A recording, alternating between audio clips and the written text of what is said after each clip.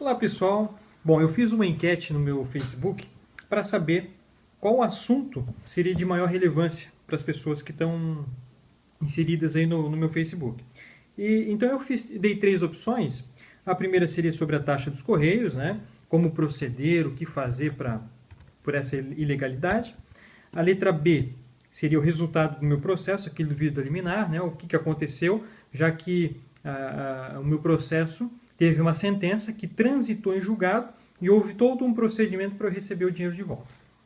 E a letra C, perguntas e respostas mais frequentes. Ganhou a letra C. Então, nós vamos começar agora as perguntas mais frequentes sobre o recurso administrativo. Bom, a primeira pergunta, a que mais eu recebo, é quando eu devo fazer o recurso administrativo? Bom, embora eu tenha um vídeo falando sobre isso, quando fazer o recurso administrativo, a maioria das pessoas elas se perguntam, né? Bom, eu tenho um produto que me custou 35 dólares. A Receita Federal declarou que ela vale 20 dólares e me tributou sobre os 20 dólares. Devo fazer o recurso administrativo? A resposta, não. Não faço o recurso administrativo. Por quê? Porque a Receita Federal, se ela te tributou em 20 dólares, é porque ela considerou a sua compra como uma compra de pessoa jurídica. E a Receita Federal não perdoa isso. Então, se ela considerar que você comprou de um site de pessoa jurídica, ela vai sim te tributar. Ela considera essas compras do AliExpress, eBay, tudo como compras de pessoa jurídica. Então, certamente, se você fizer o recurso administrativo, muito provável ela não vai isentar e, além de não isentar, ela vai aumentar o tributo. Então, não faça o recurso administrativo nessas hipóteses. Recomendo assistir o vídeo quando fazer o recurso administrativo no correio do imposto de importação. É um videozinho que tem que vai explicar com detalhes como é que você vai fazer o cálculo. Bom, a segunda pergunta é o seguinte, é um caso, né? Eu vou colocar aqui. Paguei 9 dólares em um relógio e ele foi tributado em 100 reais. Devo fazer o recurso administrativo no correio? Sim. Você deve fazer o recurso administrativo, sim. Porque a Receita Federal, embora ela possa não te isentar do imposto, ela vai diminuir o valor dele. Então, com certeza você deve fazer. Lembrando que nesse cálculo vai incidir também o ICMS. Então, além dos 60% que você paga, tem também o ICMS, que no meu caso, aqui no estado de Santa Catarina, é de 17%. Então, você pode colocar naquele site tributado, né? tributado.net, que você vai fazer o cálculo certinho ali do valor do seu imposto. Então, nesse caso, quando o valor do produto é bem inferior ao valor que foi tributado, você deve fazer o recurso administrativo, sim. Bom, a terceira pergunta que mais frequência eu recebo sobre recurso administrativo é como fazer o recurso administrativo. Bom, é simples. Você pode chegar no correio, pedir para eles um formulário, eles têm um formulário próprio, que eu disponibilizei no link abaixo, e nesse link, nesse recurso administrativo, você vai colocar as razões, dizendo o quê? Que eu paguei 9 dólares em um relógio e que eu fui tributado em 120, sendo que o valor estaria inserido na isenção de até 50 dólares, ou no caso até 100 dólares, né, dependendo da situação. E você manda esse recurso em duas vias, uma via fica protocolada para você no correio. Recurso administrativo é no correio, então é sempre assim. É bem fácil. Ou então, se você quiser, você pode utilizar os outros dois modelos que eu disponibilizei, já mais ou menos preenchido. Tá? Número de ordem você deixa em branco, você não tem esse número de ordem. E o número da NTS você também deixa em branco. Nós não temos esse número é preenchido pelos Correios. Então, não se preocupe, preencha todo o recurso, faça as suas razões, informando os motivos de você não ser tributado, e aí sim encaminhe isso para o correio, sem se preocupar com o número de NTS e o número de ordem. Bom, a quarta pergunta é onde eu entrego o recurso administrativo. Isso eu acabei de falar, o recurso administrativo é entregue nos correios. Leve 2 cópias, uma cópia eles vão carimbar com a data da entrega e a outra eles vão devolver, uma vai ser devolvida para você e a outra vai para os correios juntamente com a sua mercadoria. Você não consegue fazer o recurso administrativo e retirar a sua encomenda. A encomenda vai junto com o recurso administrativo. Então, você tem que ficar ciente de que você não vai poder pegar a mercadoria naquele momento se você fizer o recurso administrativo. Bom, a quinta pergunta é quanto tempo demora o seu recurso administrativo? E isso é uma pergunta muito subjetiva, é muito difícil responder. Em média, esse recurso está demorando entre 30 e 45 dias, mas nós temos relatos de pessoas que demoraram 70, 80 até 90 dias. O correto qual é o prazo? O prazo correto é 90 dias no máximo. Caso não seja respeitado esse prazo, você pode sim fazer denúncia ao Ministério Público ou aos órgãos competentes. PROCON pode intervir, né, nesse caso, qualquer outro, porque nesse caso seria os Correios, né? Então o PROCON pode intervir nas relações entre os Correios. Bom, a sexta pergunta, sobre a taxa de R$12, a taxa de despacho postal. A taxa é legal? Bom, ainda é muito cedo falar em legalidade da taxa. Eu já fiz um vídeo a respeito dessa taxa, numa ligação que eu fiz para o Correio. É interessante essa ligação porque o próprio Correio não sabe por que está cobrando essa taxa de despacho postal. E nós resolvemos testar ela de forma judicial e nós tivemos uma resposta muito boa da Justiça Federal de São Paulo.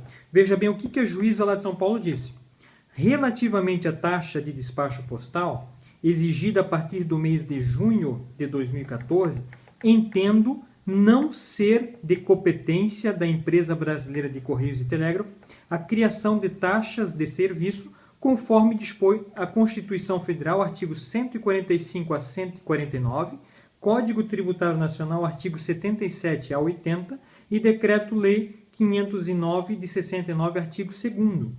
Portanto, a gente sugere àquelas pessoas que estão sendo lesadas pelo Correio que façam uma intervenção judicial, um processo judicial, ou então façam como eu fiz uma reclamação junto ao PROCON, eu conversei com o diretor do PROCON aqui de Blumenau, e eu fui orientado, eu estou levando todo o material que eu tenho para o diretor, para que ele chame os Correios e verifique essa questão da taxa. Inclusive, eu apresentei para ele essa decisão judicial, e eu penso que o PROCON aqui de Blumenau vai agir fortemente nisso também. Além de outros órgãos, né, porque a Associação de Defesa dos Consumidores também está entrando firme nisso daí. Fizeram, inclusive, um pedido de petição para várias pessoas assinarem essa petição e tinha lá até há pouco tempo quase 40 mil assinaturas. É sinal de que realmente ninguém está satisfeito com essa cobrança, não pelo valor de R$12, mas sim pela ilegalidade que estão cometendo. Imagine vocês, cada encomenda de todas as pessoas sendo tributadas e sendo cobrado esses R$12, o valor, o monte financeiro que dá isso, né? Porque a gente não pode pensar isoladamente em R$12, mas sim no conjunto, né? Todo mundo pagando esses R$12. E eu penso que o Correio não tem nenhum prejuízo, porque quando se paga o frete lá na China ou nos Estados Unidos, já está englobado o preço para chegar no destino final. E quando a sua mercadoria é taxada, ela não vai para a tua casa, o Correio não tem o trabalho de levar, e você ainda tem que pagar mais R$12.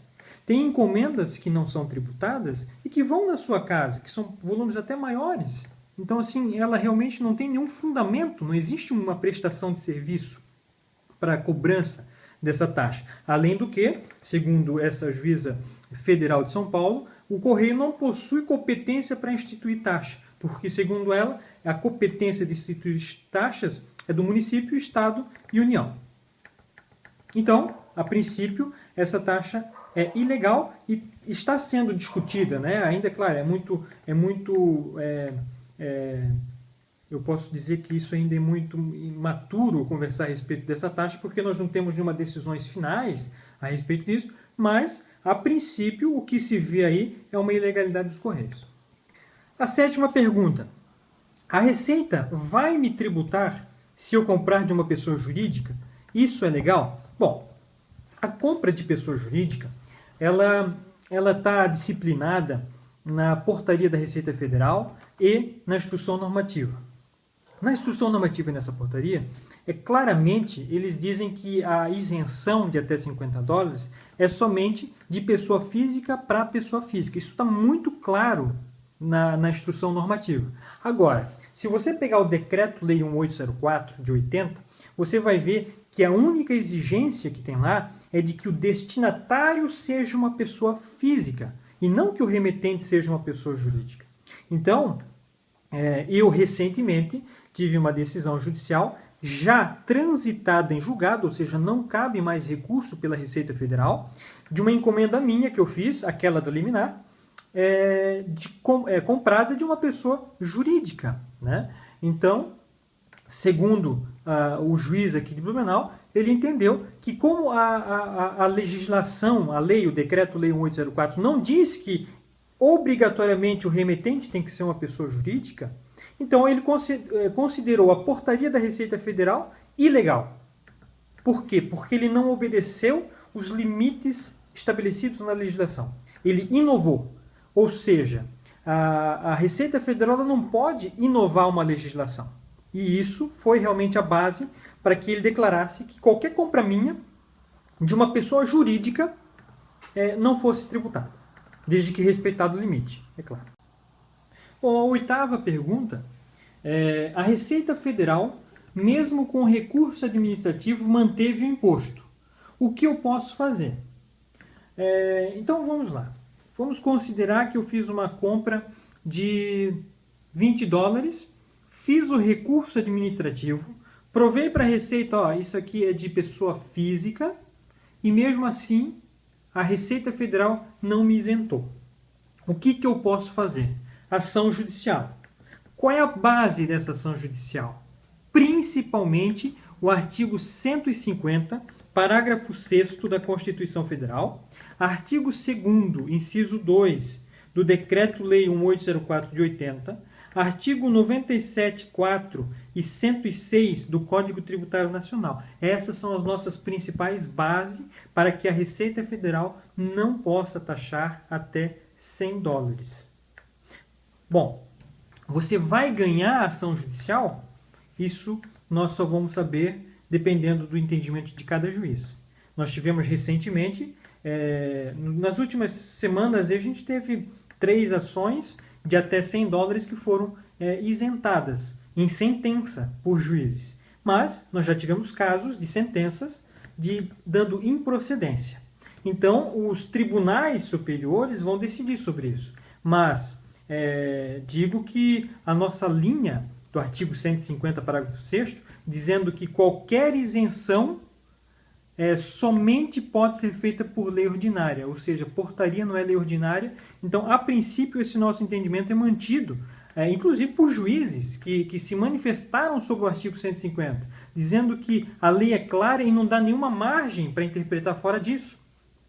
Então, assim, a princípio, nós recomendamos que você entre com a sua ação judicial no juizado especial, sem custas, sem advogado, né? Você pode fazer o seu processo. E se você sentir a necessidade da contratação de um advogado, você pode solicitar que o juizado especial o indique para você. Assim como já fizeram no caso de recursos, né? Teve pessoas que entraram e que solicitaram ao juiz um advogado e foi nomeado. Bom, eu estou aqui editando o vídeo porque eu resolvi incluir mais uma pergunta e eu ia fazer um vídeo só para tanto perguntas de recurso administrativo como do processo judicial. Mas vou fazer um só do recurso administrativo porque ele já ficou até grande demais. E eu vou trazer aqui a pergunta da Clarice Kimura. Ela me perguntou o seguinte: olá, as encomendas trazidas via HDL inviabilizam a ação de repetição de indébito? Há algum jeito de contornar essa situação? Eu vou responder da seguinte forma. Quando a DHL encaminha essa mercadoria da China ou dos Estados Unidos até a sua casa, ela é responsável por levar na sua casa, não há possibilidade da repetição de indébito, porque existem algumas normativas que dizem que teria que ser por remessas globais, aquelas pelo correio, né, pelo correio nacional, e não por empresas privadas.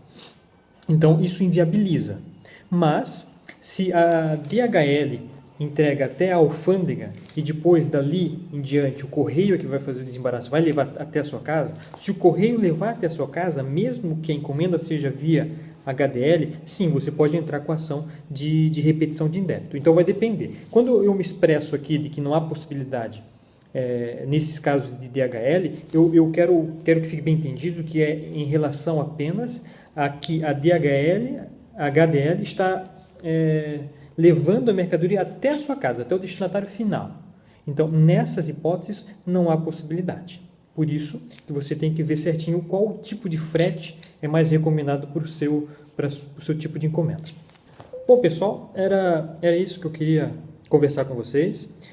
Eu sei que vão surgir outras dúvidas, mas eu vou tentar fazer vídeos com mais frequência para tirar essas dúvidas de vocês e para não sobrecarregar tanto o meu Facebook, né? Eu disponibilizei o meu Facebook, então as pessoas estão adicionando lá, estão fazendo as suas perguntas e muita gente que já teve as respostas está até postando as respostas para mim. Então eu quero agradecer aí o pessoal que está fazendo essas respostas aí, porque nós já temos vários casos de pessoas que já entraram com ação judicial e que já possuem uma certa experiência. Então isso tem me ajudado muito e eu quero aí agradecer mais uma vez pelos mais de 5.000 inscritos no meu canal. Muito obrigado. Se você gostou, dá um joinha.